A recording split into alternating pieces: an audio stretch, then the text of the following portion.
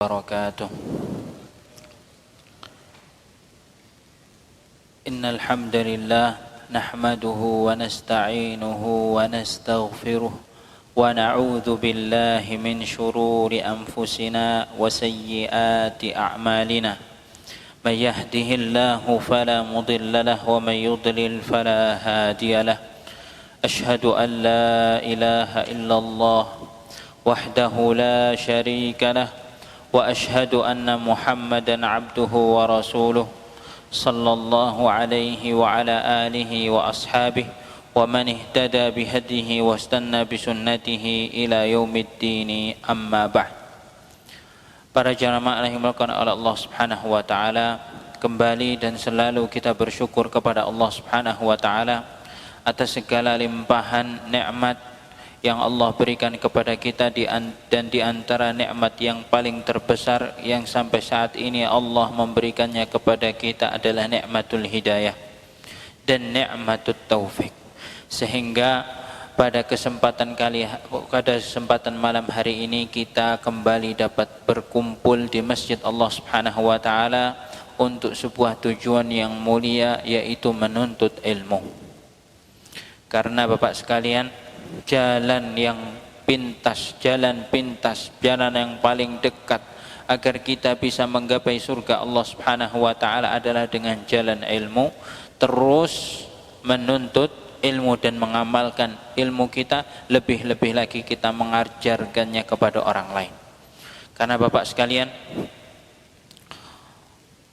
Allah Subhanahu wa taala tatkala mengutus para rasulnya, para rasul tersebut tidak hanya memerintahkan kita untuk sekedar menyembah Allah saja ternyata. Namun sebagaimana firman Allah Subhanahu wa taala, "Ma kana li basharin ay yu'tiyahu Allahul kitaba wal hukma wan nubuwah, tsumma yaqulu lin-nasi kunu ibadan li." Tidaklah Allah itu mengutus para rasulnya hanya sekedar mengatakan kepada umatnya, "Kunu ibadan li," jadilah kalian hamba-hambaku, beribadah selalu kepadaku. Tidak hanya itu, namun apa? Walakin kunu rabbaniyin, akan tetapi jadilah kalian wahai para pengikut para nabi rabbaniyin. Para ahli tafsir mengatakan yang dimaksud rabbani Bapak sekalian adalah al-alim, al-amil, al-muallim. Rabbani adalah orang yang senantiasa menuntut ilmu, al-amil mengamalkan ilmunya, al-muallim dan mengajarkan ilmu yang dia telah pelajari dan dia amalkan kepada orang lain.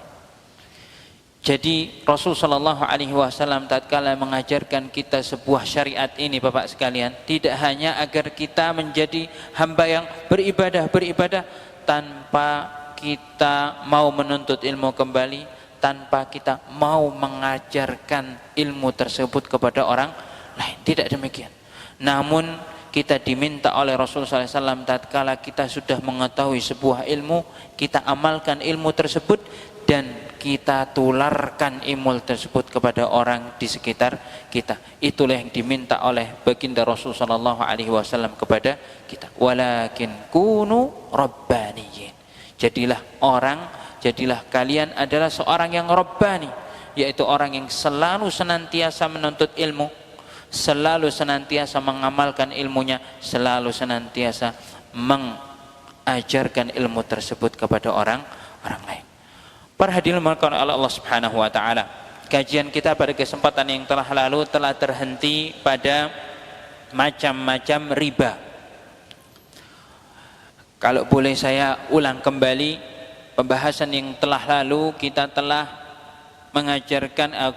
belajar terkait tentang macam yang pertama dari macam riba, yaitu yang disebut dengan ribal fadl. Apa itu ribal fadl? Ribal fadl adalah az-ziyadatu fi ahadil badalaini ribawiyain al-muttafiqaini jinsan,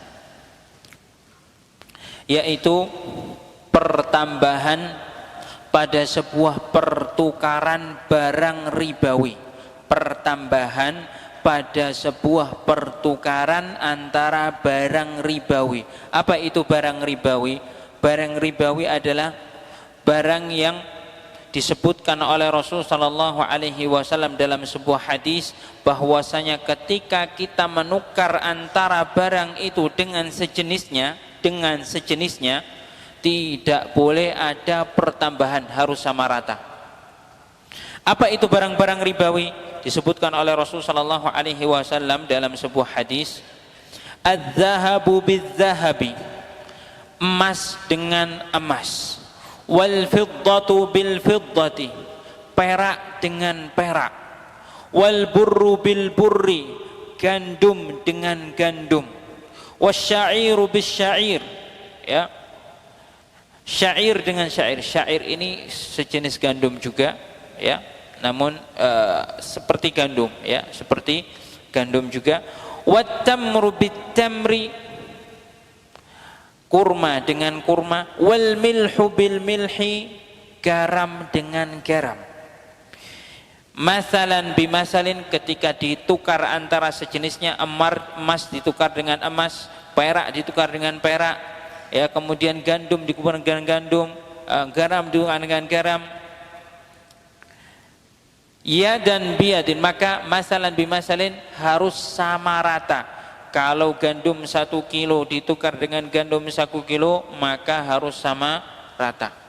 Kalau kurma 1 kilo ditukar dengan kurma yang lain, ya, kurma sukari 1 kilo, kita tukar dengan kurma ajwa 1 kilo, boleh beda Bapak sekalian? Tidak boleh. Tidak boleh, harus sama. Karena keduanya termasuk jenis harta ribawi yang disampaikan oleh Rasulullah SAW. Kalau ditukar dengan sejenisnya harus sama, iya dan biadin, dan harus kontan saat itu. Nggak boleh satunya diserahkan sekarang, yang satunya nanti minggu depan atau besok, nggak boleh, harus kontan, iya dan biadin.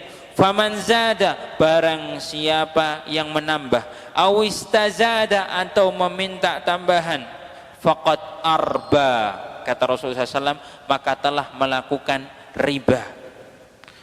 Al-akhidu wal mu'ti sawa, orang yang memberikan riba dan orang yang menerima riba dosanya sama, kata Rasulullah SAW.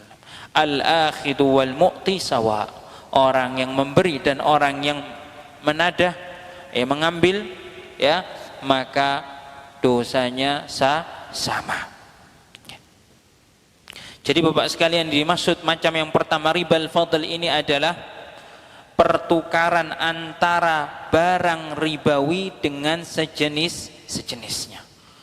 Tukar antara emas dengan emas, ya. Emasnya yang satunya sudah lama Bapak sekalian, 1 gram emas sudah lama, satunya masih baru.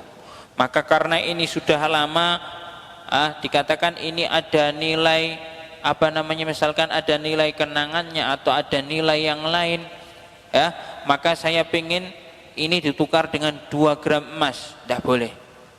1 gram gisami 1 gram, ya. Begitu juga dengan gandum, ya. Kemudian disebutkan di sini, maka yang masuk dalam hukum barang-barang yang disebutkan tadi adalah barang-barang yang sama ilatnya. Ilat ini kenapa? Ilat itu Bapak sekalian adalah sebab di mana barang tersebut yang saya sebutkan tadi diharamkan.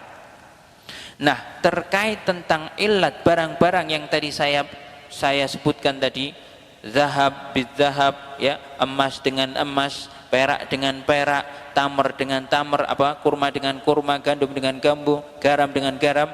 Terkait ilat kenapa kok barang tadi diharamkan, itu para ulama berselisih pendapat.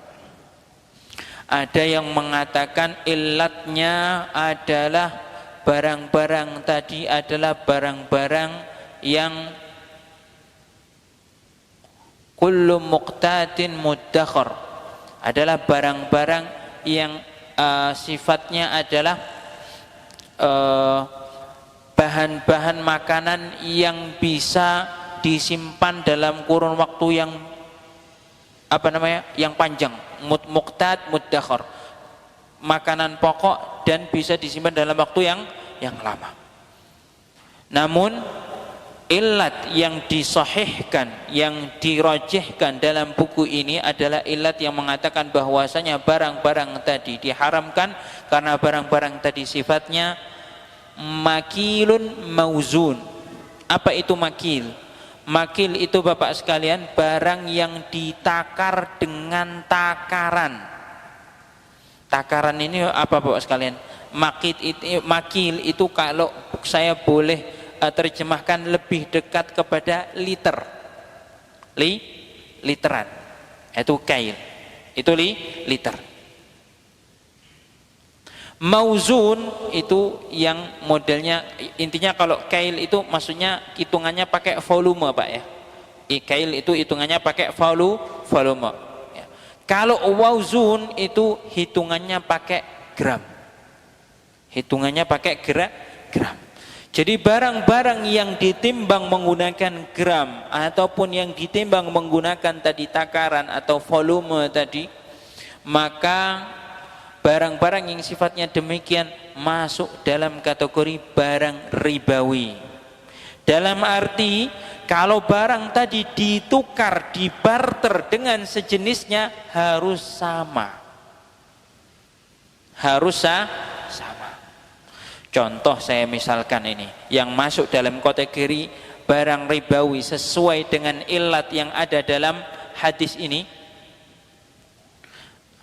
Salah lagi. Kaget keluar. Contohnya beras Bapak sekalian. Beras niku ditimbang mboten napa dihitung satu biji ditimbang nggih Pak nggih, ditimbang. Gula ditimbang napa mboten, ditimbang. Minyak niku liter napa liter nggih, berarti kail, berarti seperti minyak, kemudian apa lagi, beras, gula, itu termasuk barang ribawi yang kalau kita barter dengan sejenisnya tidak boleh ada kelebihan. Tidak boleh ada kelebihan. Minyak jelantah misalkan, menjenengan enten sing purun minyak jelantah, mau ditukar sama minyak jernih. Saya pengennya minyak jelantahnya 2 liter, saya tukar dengan minyak jernih 1 liter. Boleh napa? Tidak boleh. Kalau mau nggih dijual mawon. Niku minyak yang murni dijual, nggih, sudah laku jenengan belikan jelantah. Caranya gitu. Jadi kalau pertukarannya berbeda jenisnya, contoh misalkan, 1 gram emas jenengan tukar dengan barang yang lain, yaitu 1 karung garam, boleh napa mboten? 1 gram kali 1 karung niku lebih dari 1 gram 1 karung. Boleh napa mboten? Boleh. Tidak masalah karena beda jenis. Karena beda jenis. Ya, contoh yang lain, beras. Ya, kita tukar dengan gandum. Niku beda jenis napa mboten? Beda jenis. Boleh nambah? Boleh. Karena niku beda jenis. Yang diharamkan ini pertambahannya kalau sama satu jenis. Ketika beda jenis niku boleh Bapak sekalian, namun dengan syarat yadan biyadin. Harus napa? Kontan. Itu tadi satu jenis. Ya, kalau beda jenis tidak apa-apa, yang penting kontan. Walaupun nominalnya berbeda, jumlahnya berbeda. Tidak mungkin jenengan purun 1 kilo emas ditukar 1 kilo beras. Mboten enten sing purun. Niku boleh. Berbeda niku boleh. Ketika beda niku boleh.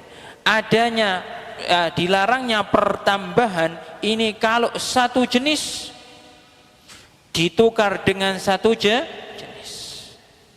Beras ditukar dengan beras, gula ditukar dengan gula, minyak ditukar dengan minyak.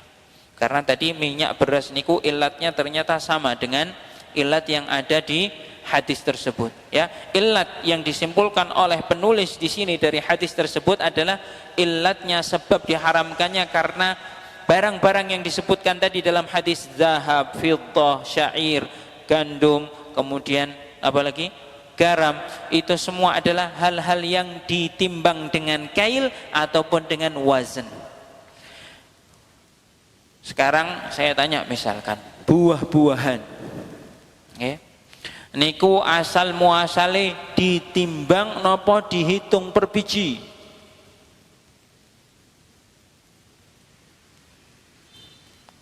Depan Pak, buah-buahan kira-kira ditimbang nopo di asal muasalnya? Kalau buah-buahan niku saya rasa dihitung Pak, hitungan. Wallahu a'lam. Antar buah dengan buah saya kurang tahu niku adat istiadat ini. Contoh misalkan petani kalau menjual semangka niku hitungan apa bijian? Petani jual semangka ke Tengkulak niku kiloan apa bijian? Enten sing adat di sini. Hitungan nggih. Kiloan. Di kilo niku. Oh. Nah, memang adat istiadatnya di sini memang di kilo, ya berarti niku masuk barang ribawi. Artinya kalau semangka 1 kilo semangka nggih sekali 1 kilo semangka. Kalau semangka mau ditukar nggih, dibarter semangka kali semangka. Tapi kalau semangka sama apa dibarter kali misalkan napa mangga, boleh beda? Boleh beda. Ya. Saya nggak tahu, saya kiranya itu kalau semangka niku hitung bijian. Kenapa? Karena kalau saya waktu di Saudi sana beli semangka niku mboten di kilo, Pak. Biji. Jadi beda adat nggih, beda hukum. Ya, saya tahunya itu semangka niku bijian. Karena kalau di sana di Saudi sana pedagang di sana kalau jual semangka niku mboten di kilo, tapi biji langsung. Ini 1 biji gede dia taruh harga 15 real misalkan 10 real, mboten di kilo. Niku setahu saya ya, pedagang-pedagang itu kalau jual kalau ada yang pernah umroh niku misalkan ada yang jual itu kan jual bijian, mboten di kilo, mboten enteng kiloan, langsung bijian ya. Saya mboten ngertos kalau ternyata, saya kira petani kalau jual niku juga bijian, baru nanti tengkulaknya atau pedagangnya jual ke kita pakainya kiloan, karena lebih menguntungkan kalau jualnya pakai kiloan gitu Pak. Oke.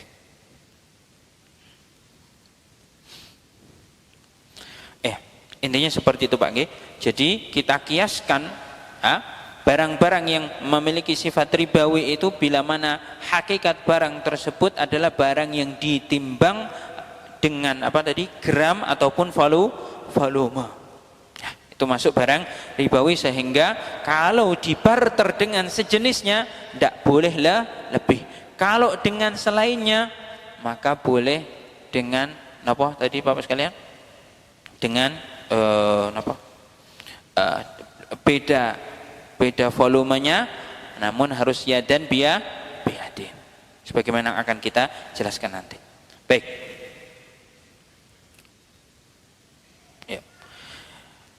Baik, itu tadi riba al-fadl, dan ilahnya juga kita ketahui bahwanya ilahnya adalah makilun mauzun. Kita masuk kepada riba, sebelum kita masuk kepada macam riba yang kedua. Sampai sini ada yang ingin ditanyakan, Pak? Nggih, monggo.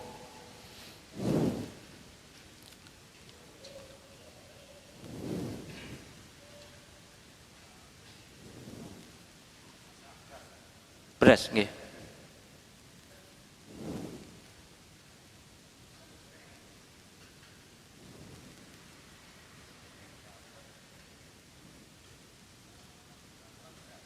Bantuan beras nggih.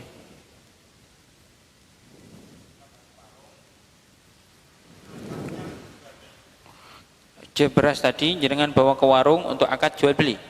Nggih. Prakteknya barter. Pripun kan?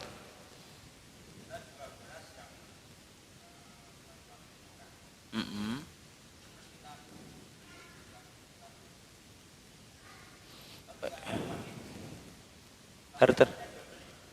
Nggih. Niku berarti barter tuh, Pak. Jadi jenengan misalkan beli beras yang murah, misalnya jenengan dapat bantuan beras murah nggih. Nah, kemudian jenengan barter jenengan tukar nggih. Nggih. Pakai uang. Diregane, pakai harga. Harganya harga 8.000. 12.000. Nggih, saya sudah paham maksudnya, nggih. Nggih.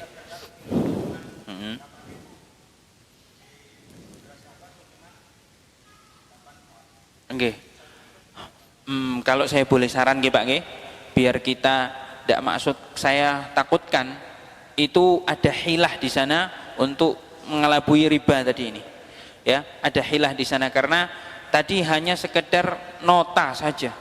Dan kalau saya boleh saran, kalau memang itu akadnya adalah jual beli dalam artian pihak toko itu membeli dari jenengan dengan uang, itu lebih baik diuangkan. Kalau saran saya 8.000 ini saya minta uangnya 8.000. Setelah nanti jenengan sudah dapat uangnya 8.000, jenengan transaksi lagi.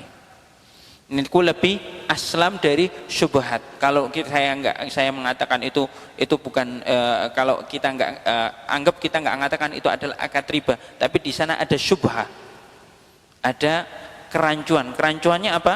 Seakan tadi nominal tadi hanya sekedar pengecoh saja, karena memang nggak ada uang, hanya sekedar nota ini saya hargai 8.000, 8.000. Karena hakikatnya itu jenengan kayak barter, seperti jenengan tadi katakan, itu jual beli, memang jual beli, tapi hakikatnya adalah barter. Sebagaimana yang saya jelaskan waktu terkait masalah bai'ul inah. Bai'ul inah itu pripun? Ya, bai'ul inah itu kan seakan jual beli. Jual belinya bagaimana? Contoh ya, saya menjual sepeda motor saya dengan harga kredit 12 juta kepada Bapak. 12 juta, deal kita. Bapak ini lagi tidak punya uang. Mau itu tadi beli kredit tadi, mau dia jual kembali. Saya orang yang menjual barang tadi, saya tahu Bapak ini tuh lagi butuh uang. Saya tahu. Akhirnya saya tawar, Pak, ini kan sudah saya jual ke jenengan 12 juta. Ketimbang jenengan cari pelanggan belum tentu dapat, dengan pun butuh uang. Saya beli ini kontan 10 juta. Mau? Karena butuh, ya enggak apa-apa, 10 juta. Nah, akhirnya apa? Saya kasih uang 10 juta. Tapi Bapak tadi memiliki kewajiban bayar ke saya berapa, Pak? 12 juta. Seakan hakikatnya saya itu ngasih utang ke Bapak ini 10 juta, bayar ke saya 12 juta, tapi diputer, dipermainkan seakan itu akad jual beli. Kalau jenengan tadi pahami akad saya dengan Bapak tadi akad jual beli, mboten? Saya tadi jual beli. Nah, mirip seperti yang jenengan tadi alami. Jadi kalau saya boleh saran, kalau boleh saran, ya tadi memang kalau memang mau dijual saja, mau nggak dijual dengan harga 8.000, jenengan terima uang 8.000. Itu lebih baik. Jenengan punya kebebasan mau nanti beli beras dari toko itu, mau beli beras dari toko yang lain. Itu lebih aslam, lebih selamat. Ngoten nggih Pak. Kalau saya boleh saran, jadi kalaupun kita anggap itu tidak riba, tapi ada syubhat di sana, ketidakjelasannya itu tadi dihargai, tapi kok tidak ada wujud uang, ya, tidak ada wujud uang. Nah ini seakan dihargainya hanya sebuah pengecoh saja. Ulang ini tidak riba, tidak tukar, ya. Pengecoh saja hakikatnya, karena hakikatnya yang kita ketahui jenengan iku barter dengan barang yang sejenis. Jadi yang seperti itu mboten lebih baik ditinggalkan. Jadi kalau memang tokonya menghargai 8.000 nggih, pundi? Uang 8.000. Ya, seperti itu. Jadi pasti, dan Allah tatkala mengharamkan hal ini pasti ada hikmah. Karena Bapak sekalian, beras yang apa namanya yang jelek sama beras yang bagus. Itu kan intinya itu kan sama-sama beras, sama-sama apa ya istilahnya, nggih nasi nggih rasanya ya kadang beda, tapi ya ujung-ujungnya ngoten aja. Seperti itu aja. Gitu. Ketika nanti Allah Subhanahu wa taala membedakan, dibeda-bedakan, nah, itu ada, itulah praktek riba jahiliyah zaman dahulu. Riba jahiliyah itu demikian. Ya. Kurma bagus ditukar sama kurma yang jelek. Ya. Tapi kurma yang bagusnya cuma sedikit, kurma yang jeleknya banyak. Nah, ini tidak boleh dan diharamkan oleh syariat. Ngoten nggak bagi? Ya, jadi salah satu solusinya biar kita terhindar dari syubhat tadi adalah dengan dijual memang. Dijual. Nah, kalau uang bagaimana? Ya, dijual uang. Uang ya nggak riba namanya kalau sudah dijual dengan uang, nggak riba karena mata uang itu bukan al-malur ribawi dalam artian dia makilun mauzun. Ya, karena uang itu enggak ditimbang, uang ditimbang mboten ditimbang. Itu kok alat tukar, berbeda dengan emas. Emas dan perak. Ya, emas dan perak zaman dahulu. Ya, kalau emas dalam kategori dinar, dirham, ya itu adalah mata uang seperti mata uang kita saat ini. Namun yang disebut di sini ada emas dalam artian emas batangan ataupun perak. Nah, itu adalah hal yang ditimbang. Sebagaimana kita kalau membeli emas ya, itu emasnya ya ditimbang berapa gram. Kita Pak nggih? Ya, seperti itu. Ya, ada yang lain Bapak sekalian sebelum kita masuk ke riba nasiah.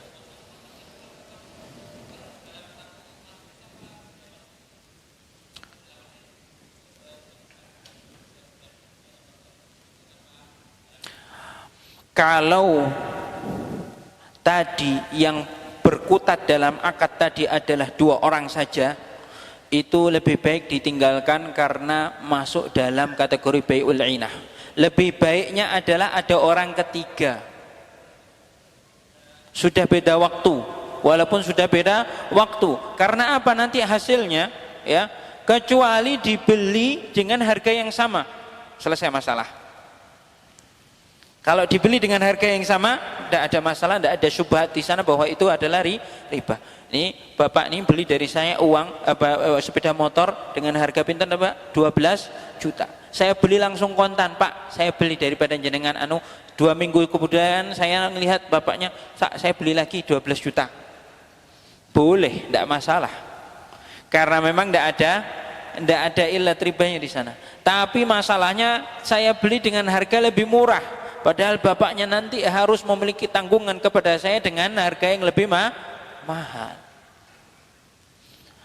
Lebih-lebih lagi kalau saya belinya lebih mahal lagi, itu lebih baik lagi. Gitu Pak. Beli dari saya 12 juta, gitu. Saya tomboi, Pak, saya beli lagi 20 juta. Jadi minus langsung bapak ini. Misalkan, ngerti Pak nggih? Jadi kalau di satu harga beli sama atau lebih itu tidak masalah. Tapi kalau di bawahnya itu lebih baik ada pihak ketiga. Oke. Karenanya dalam akad murabahah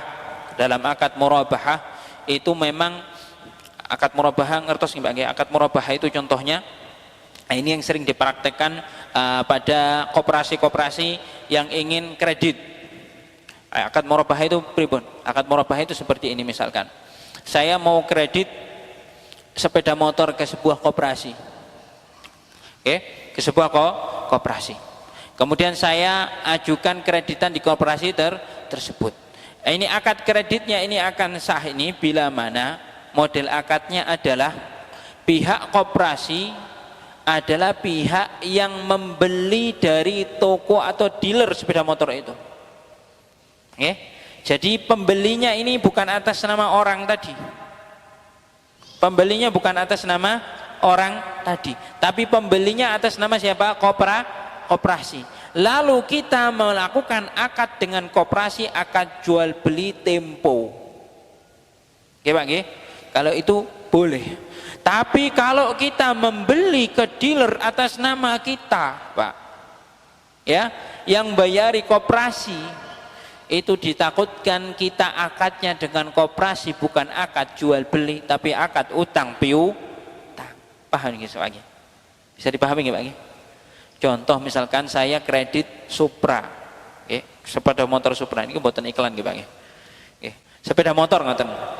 Sepeda motor saya kredit di Bank Koperasi Syariah. Ketika akadnya ya saya ngajukan kredit ini, kemudian pihak koperasi langsung membelikan ke toko, ya, ke toko yang misalkan sudah saya tentukan, tapi dia beli atas nama koperasi, koperasinya beli. Ya, koperasinya beli, otomatis akadnya antara dealer tersebut dengan ini adalah akad jual beli, nggak ada sangkut pautnya sama kita, akad jual beli. Berarti sepeda motor tadi menjadi kepemilikan siapa? Jenengan nopo koperasi? Koperasi.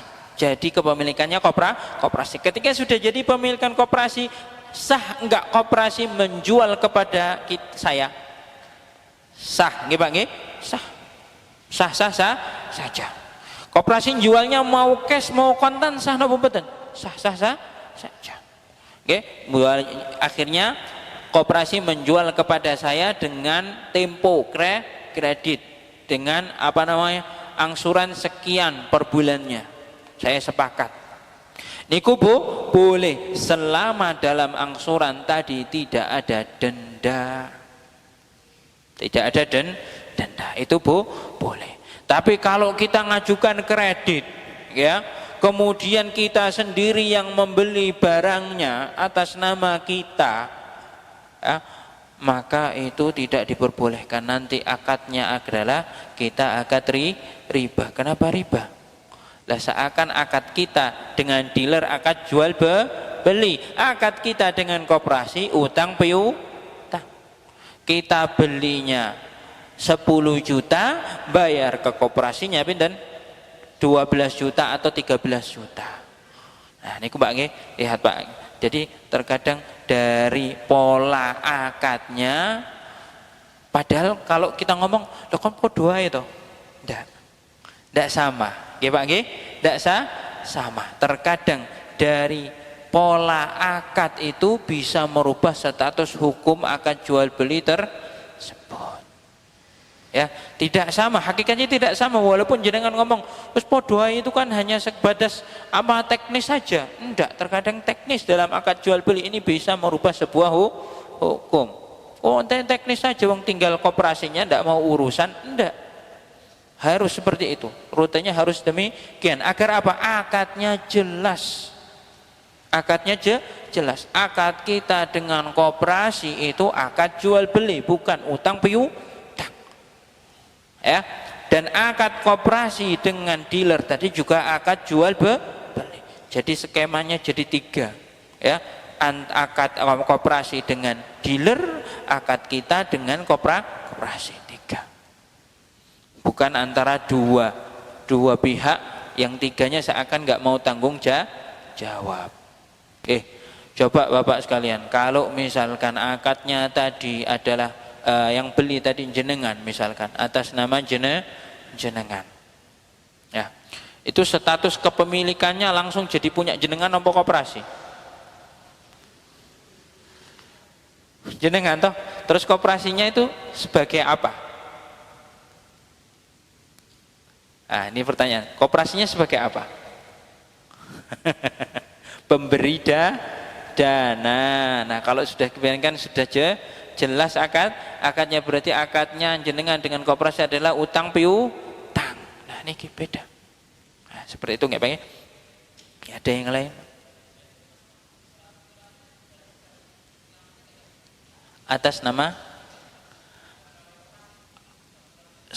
nama koperasi boleh, atau pihak orang yang ada di koperasi tersebut juga boleh. Saya rasa kalau teknis untuk itunya tidak harus atas nama PT koperasinya Pak. Langsung pembelinya.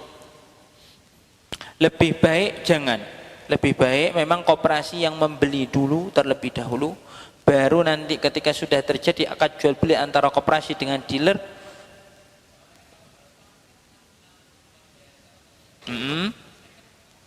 iya, Iya, baru berarti nggak atas nama pegawai koperasi itu juga tidak masalah. Awas pegawai koperasi itu terlebih dahulu. Saya rasa tidak bisa, takutnya nanti merubah akadnya tadi. Nggih, nggih. Saya rasa tidak. Ya kalau mau beli baru, nggih, nggak usah pinjam koperasi, nyelengin dulu cash nanti Pak. Nggih. Jadi seperti itu. Ya, mau bikin rumah juga demikian Pak. Mau bikin atau beli tanah, jenengan mau kredit kepada koperasi, berarti memang yang pembelinya adalah pihak koperasi. Koperasi itu membeli. Afan, kalau terkait teknis nanti langsung di atas namakan jenengan boleh atau tidak? Selama hakikatnya wallahu alam Pak. Kalau misalkan ada request misalkan, yang penting akad sudah terbukti, akad antara koperasi dengan penjual tadi adalah akad jual beli. Saya rasa kalau misalnya atas namanya langsung kepada jenengan, wallahu alam mungkin boleh ya. Tapi lebih baiknya niku memang intinya di sini dijelaskan akadnya Pak nggih. Dijelaskan akadnya, dan yang datang kepada dealer tadi bukan jenengan, tapi memang pihak koperasi. Yang membelinya pihak koperasi. Antara untuk terkait nanti teknis atas namanya langsung kepada jenengan, itu ana rasa lebih ke teknis yang bukan inti. Saya rasa nggak Bang. Bisa saja misalkan ini saya beli, tapi saya atas namakan orang ini, kan sah-sah saja. Seperti misalkan jenengan nyuruh orang kasih uang ke orang, gimana ya saya ilustrasikan, kayak saya mau membeli barang untuk orang lain, saya atas namakan orang lain, bukan atas nama diri saya rasa itu boleh. Yang penting akadnya niku, akadnya antara dealer dengan koperasi memang akad jual beli di sini. Artinya si koperasi ini telah membeli barang tadi kemudian menjualnya kepada jenengan, sehingga nanti sah kita katakan akadnya jenengan dengan koperasi adalah akad jual beli. Terkait tadi harus atas nama koperasi atau tidak, wallahu ta'ala, namun lebih aslamnya memang atas nama pembeli. Tapi kalau boleh tidak, misal koperasi nanti langsung mengatasnamakannya jenengan sebagai pihak yang meminta misalkan, wallahu ta'ala a'lam. Oke, saya tidak bisa jawab ya, saya harus kembali apakah itu bisa merubah akad atau tidak, selama tadi jelas akadnya nggih, jelas akadnya, wallahu ta'ala. Ada yang lain Pak sebelum kita masuk ke nasiah ribal fadl ini? Kita masih ada ribal fadl. Oke, enten ada? Tidak ada ya? Baik. Riban nasiah. Apa itu riban nasiah? Riban nasiah disebutkan di sini az-ziyadatu fi ahadil iwadaini muqabil ta'khirid daf'i au ta'khiril qabdi fi bai'in kullu jinsaini ittafaqa fi illati ribal fadl laisa ahaduhuma naqdan. Ya. Ini daripada saya terjemahkan ta'rifnya malah tambah bingungin, saya langsung misalkan riba nasiah itu seperti apa. Ada contohnya di sini. Oke. Riba nasiah itu seperti ini Pak sekalian. Ayyabi'a syakhsun alfa sa'in minal qamhi bi alfi wa mi'atai sa' minal qamh limuddati sanah fatakuna ziyadatu muqabil imtidadul ajali. Contohnya adalah menjual ya 1000 kilo beras. Ini 1000 kilo ini berapa? 100 ton nggih. Pinten? 1 ton nggih. Nggih. 1000 kilo beras dengan 1200 kilo beras. 1000 beras dengan 1200 kilo beras. Limuddatin sanah. Dengan 1200 kilo dibayar ditempo, jatuh temponya adalah setahun yang akan datang. Jadi ini jual apa Pak? Barter antara apa? 1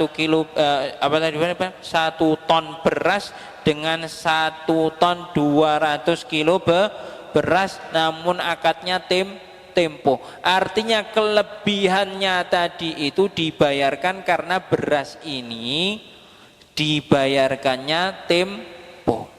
Kelebihannya itu untuk kelebihan tempo. Ya, karena dia kasih tempo, saya harus jualnya saya harus bayarnya lebih. Contoh riba nasiah yang paling gampang itu ya seperti utang piutang niku Pak. Utang piutang itu termasuk riba nasiah yang saya sebutkan tadi. Ya, kita hutang 10 juta. Nah niki sekarang Masya Allah riba nasiah niki Bapak sekalian, riba nasiah ini marak. Dengan maraknya aplikasi utang piutang, saya sebutkan mawon, nanti iklan tapi jangan. Ya, banyak niku iklannya. Ya, cicilannya cuma sekian, langsung cair 5 juta. Cicilannya cuma sekian kecil, bunganya cuma sekian persen. Utang 5 juta cuma dibayarkan 5.200.000 misalkan. Enten to iklan-iklan ngoten Pak nggih, yang di HP 5 juta cuman ya. Mau beli ini ndak usah lama-lama nabung. Kredit aja di aplikasi ini loh ngaten iklannya. Ya. Langsung cair 5 juta, bayarannya cuma 5.006.000. Bila iku 6.000 niku riba. 6.000 niku riba. Nah, ini contoh paling jelas riba nasiah itu kenapa? Jadi kenapa kelebihannya itu ada? Kelebihannya itu uang jasa karena kita mengakhirkan pembayaran, ya. Pembayarannya karena 5 juta yang kita utang ini akan kita bayarkan satu bulan yang akan datang. Nanti bayarnya 5 juta berapa? 6.000 misalkan. Ini kelebihan 6.000 walaupun sedikit. Oh, magur 6.000 mie ayam 1 mangkok tok apa-apa bukan. Niku dosa. Dan itu trik-triknya orang-orang ya rentenir, Pak. Ya, rentenir dan orang-orang yang ingin untung dengan uang, ya. Ini bank itu tidak mau rugi Pak, bank itu tidak mau rugi. Itu apa ya, kita menjamin 1 bulan yang akan datang benar kita dapat bisa membayar uang 5.006.000 itu. Terkadang ada hal yang lain, barangkali karena kita melakukan hal tersebut Allah berikan musibah kepada kita, tahu-tahu bulan depan kita nggak akan bisa bayar, akhirnya molor 1 bulan lagi yang akan datang. Kira-kira itu pihak yang jualin tetap mau jenengan bayar 5.006.000? Dah. Niku iklannya mawon. Iklannya mawon. Okay. Akhirnya sekarang banyak orang-orang terutama anak-anak muda yang belum terbiasa bekerja, yang belum terbiasa berusaha, niku pengennya instan. Tidak punya uang, malas bekerja, lihat iklan kayak gitu di itu, cuma modal ya, BPKB atau KTP atau apa, mudah terkecoh, akhirnya ambil hutang, pinjol, pinjaman online. Nah, ini termasuk praktek riba nasiah, dan riba yang paling banyak saat ini itu ini riba nasiah. Artinya kelebihan apa yang kita pinjamkan tadi itu sebagai bentuk barter karena sudah diberikan luangan waktu untuk membayar. Ini yang sering terjadi dan ini yang dipraktekkan oleh bank-bank konvensional dan berbagai lembaga keuangan, pinjol pinjaman online dengan berbagai mereknya sekarang banyak. Slogan mereka tidak usah lama-lama nabung, beli saja dengan kredit, beli saja dengan kredit. Syarat mudah, cuma modal KTP misalkan. Nah, jangan. Niku adalah praktek riba. Jadi itu adalah riba nasi'ah, yaitu riba kita meminjam sebuah harta ribawi. Dalam hal ini misalkan uang, kemudian kita bayarkan tempo dengan kelebihan, itu termasuk riba nasi'ah.